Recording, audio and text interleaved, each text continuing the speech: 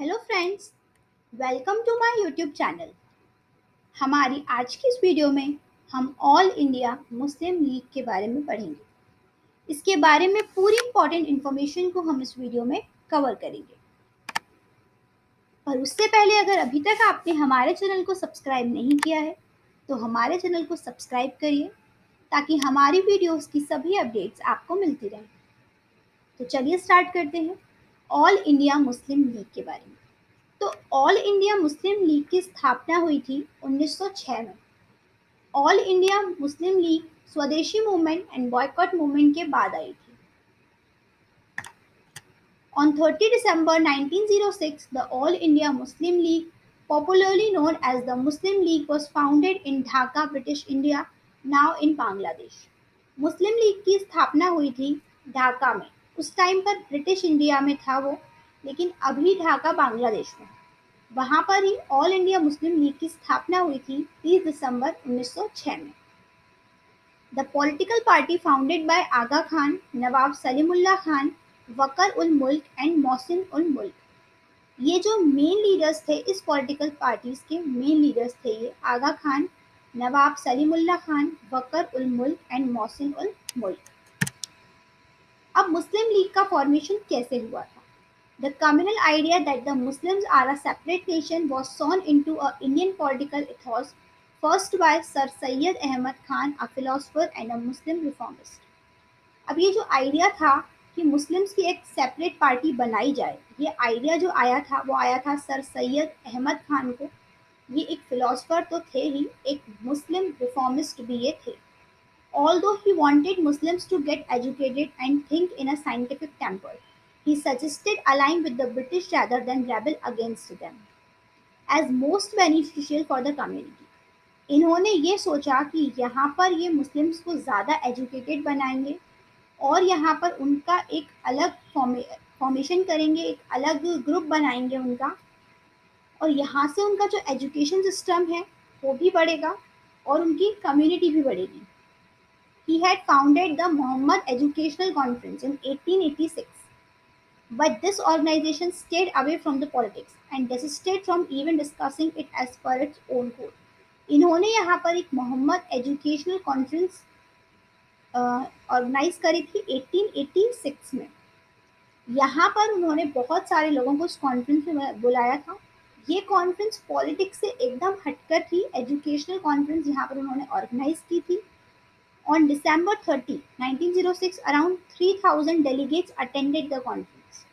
उस समय तो उस कॉन्फ्रेंस को कोई नहीं अटेंड कर पाया था। फिर अगेन इन्होंने उस कॉन्फ्रेंस को प्रमोट करने के लिए, एजुकेशनल सोसाइटी को प्रमोट करने के लिए 1906 में यहाँ 3000 से ज़्यादा लोगों ने इस मोहम्मद एजुकेशनल कॉन्फ्रेंस को ढाका में अटेंड किया था, in which the ban on politics was removed and the motion was moved to form the All India Muslim League. और यहाँ पर उस समय जब 1886 में इस कॉन्फ्रेंस को रखा गया था तब यहाँ पर पॉलिटिक्स से रिलेटेड नहीं थी, पर 1906 में यहाँ पर पूरी तरीके से यहाँ पर पॉलिटिक्स की चर्चा हुई। इस कॉन्फ्रेंस के थ्रू लोगों ने इसे अटेंड किया और यहाँ से शुरू होती है ऑल इंडिया मुस्लिम लीग की स्थापना। 1906 में यहाँ पर इसकी स्थापना हुई थी।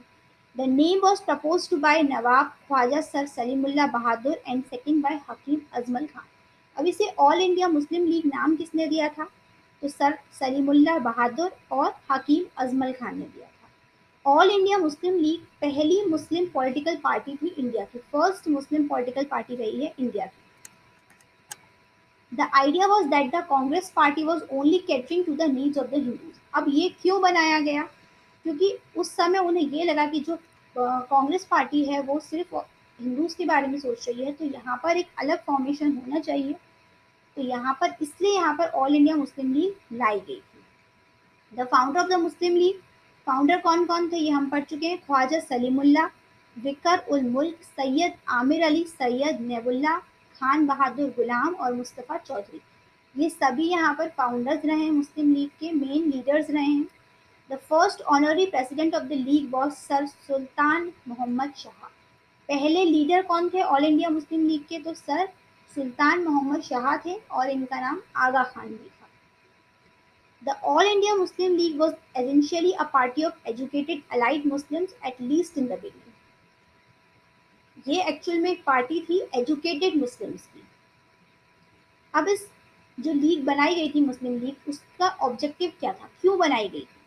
To create among Muslims the feeling of loyalty towards the British government. यहाँ पर इसकी स्थापना का मेन कारण ये था कि जो मुस्लिम्स हैं उनमें ब्रिटिशर्स को लेकर एक लॉयल्टी की भावना बनाई जाए, जिससे उन्हें एजुकेशन में भी मदद मिले, उनकी कम्युनिटी को अच्छा करने में भी ब्रिटिशर्स की यहाँ पर उन्हें हेल्प मिले, to safeguard the political rights of the Muslim and to convey same to the government.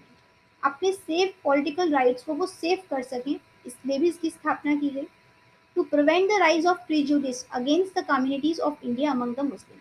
अब बाकी कम्युनिटीज द्वारा यहाँ पर मुस्लिम्स प्रिवेंट हो सके, इसलिए यहाँ पर उनका एक अलग ग्रुप बनाया गया। Mohammad Ali Jinnah join the league. अब यहाँ पर 1913 में यहाँ पर मोहम्मद अली जिन्ना ने इस लीग को ज्वाइन कर दिया। When the Congress party was opposed to the government fighting for the gradual establishment of an independent India, the league propounded loyalty to the government. They in fact provided the government with a tool to fight the growing nationalism in the country. अब यहाँ पर जो Congress party थी वो government से fight कर रही थी, ब्रिटिश गवर्नमेंट से, पर ये जो लीग थी ये थोड़ी सी ब्रिटिश गवर्नमेंट के सपोर्ट में थी। Even though partition of the country was not on the mind of Indian Muslims in the early years of the league. जब ये लीग की स्थापना हुई थी तब उस पार्टी के मन में ये नहीं था कि यहाँ पर इंडिया का पार्टीशन हो, बट बाद में जब ये लीग आगे बढ़ी तो मोहम्मद अली जिन्ना द्वारा यहाँ पर पार्टीशन किया गया। Leaders of the league begin the propaganda that Hindus and Muslims are not one nation and have separate culture and identities, although they have been cohabiting for centuries. इसके बाद इस लीग ने ये भी अपना पॉइंट रखा कि हिंदू एंड मुस्लिम्स जो हैं वो दो अलग अलग कम्युनिटीज़ हैं, तो उन्हें उनका कल्चर भी अलग है, इसलिए उन्हें सेपरेट कर देना चाहिए। पर पहले इस पार्टी का मकसद ऐसा कुछ नहीं था। ये पार्टी सिर्फ स्वदेशी मूवमेंट के बाद बनाई गई थी जब पार्टीशन ऑफ बंगाल हुआ था। In 1940, Jinnah gave a speech in Lahore in which he talked of the impossibility of living as one nation. अब यहाँ पर 1940 में यहाँ पर एक कॉन्फ्रेंस हुई, यहाँ पर मोहम्मद अली जिन्ना ने लाहौर में एक स्पीच दी थी जिसमें उन्होंने ये कहा था कि यहाँ पर एक ही नेशन में रहना इम्पॉसिबिलिटी की बात है, ये उनके द्वारा कहा गया था। In response to this, some members of the league who were opposed to the two nation theory broke away from the party. अब यहाँ पर इस स्पीच के रिस्पॉन्स में उनकी पार्टी के जो मेंबर्स थे वो ये नहीं चाहते थे कि यहाँ पर दो नेशंस बने, तो उन्होंने उनकी पार्टी को छोड़ दिया था and formed all India जमहूर Muslim league. और ऑल इंडिया मुस्लिम लीग को छोड़कर उन लोगों ने अपनी एक अलग पार्टी बना ली थी यहाँ पर, जिसका नाम उन्होंने रखा था ऑल इंडिया जमहूर मुस्लिम लीग। और बाद में ये जो ऑल इंडिया जमहूर मुस्लिम लीग थी वो कांग्रेस पार्टी के साथ ही मर्ज हो गई थी। In 1937, the Muslim League was not able to form the government in any province in the provincial elections held that year as per the Government of India Act. Even in the 125 non-general constituencies, out of which 59 were reserved for Muslims, the Congress managed to win 25 seats, with 15 seats coming from Muslim-dominated Northwest Frontier province. अब यहाँ 1937 में जब यहाँ elections होने लगे तो government of India act के through यहाँ पर मुस्लिम लीग जो है वो अपनी गवर्नमेंट यहाँ नहीं बना पाई थी। किसी भी प्रोविंशियल इलेक्शन में किसी भी प्रोविंस में उसकी गवर्नमेंट नहीं बन पाई थी। यहाँ पर टोटल 125 नॉन जनरल कॉन्स्टिट्यूंसीज थी, जिसमें से 59 जो थी वो रिजर्व थी मुस्लिम्स के लिए। The Congress manage to win, उसमें से कांग्रेस ने 25 सीट्स जीती थी with 15 seats coming from Muslim, और उसमें से 15 जो थी वो मुस्लिम डोमिनेटेड स्टेट से, प्रोविंस से उन्होंने जीत ली थी। In 1939, the Congress ministries resigned the following Viceroy declaration that made India a party to Second World War. The League urged Muslims to celebrate December 22 as Deliverance Day. अब यहाँ पर 1939 में जो Congress ministry थी उसने ये जो वाइसराय का डिक्लेरेशन था उससे रिजाइन कर दिया था, और यहाँ पर ऑल इंडिया मुस्लिम लीग द्वारा यहाँ पर डेलिवरेंस डे सेलिब्रेट किया गया था 22 दिसंबर। The party under Jinnah spearheaded the campaign for Pakistan throughout the 1940s and was successful in its mission of dividing the country. The country was partitioned along communal lines along with independence in 1947. अब यहाँ पर पूरा सब कुछ उन्होंने मोहम्मद अली जिन्ना ने ही create किया, उन्होंने ही कैंपेन चलाया था कंट्री को 2 पार्ट्स में डिवाइड करने के लिए और वो अपने इस मिशन में सक्सेसफुल भी हो गए थे। उन्होंने यहाँ पर पार्टीशन करा दिया था 1947 में। लीग वॉज डिजॉल्व ऑन 14 अगस्त 1947 और यहाँ 14 अगस्त 1947 में जो ऑल इंडिया मुस्लिम लीग थी वो डिजॉल्व कर दी थी। It continues to exist in various form as a political party in Pakistan, पर ये पाकिस्तान में डिफरेंट पॉलिटिकल पार्टीज के रूप में आज भी एग्जिस्ट करती है, पाकिस्तान में, बांग्लादेश में और कहीं इंडिया में भी।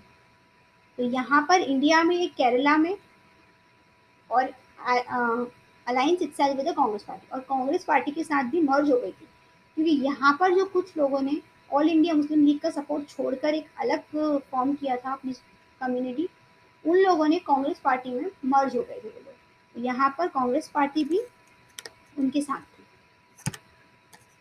तो ये हमने पढ़ा था ऑल इंडिया मुस्लिम लीग के बारे में। कब इसकी स्थापना हुई थी? तो ऑल इंडिया मुस्लिम लीग की स्थापना 1906 में हुई थी। यहाँ पर वो अपनी एक अलग कम्युनिटी, एक अपनी अलग ग्रुप बनाना चाहते थे, इसलिए इसकी स्थापना हुई थी। आगे चलकर इसको मोहम्मद अली जिन्ना ने सपोर्ट किया और उनके सपोर्ट से यहाँ पर पार्टीशन हुआ था 1947 में। अब चलते हैं अपने मोटिवेशनल कोट की तरफ। आज का हमारा मोटिवेशनल कोट है, यू मायूस मत रहे क्योंकि तेरा दौर आना अभी बाकी है और उस दौर को लाने के लिए तू अकेला ही काफी है। So always be positive in your life. इसी तरह हमारे साथ बने रहिए। आज की वीडियो में बस इतना ही। अगर आपको हमारी वीडियो पसंद आई हो तो इसे लाइक करिए, शेयर करिए और हमारे चैनल को सब्सक्राइब करिए ताकि आपको हमारी वीडियोस की सभी लेटेस्ट अपडेट्स मिलती रहे। Thank you.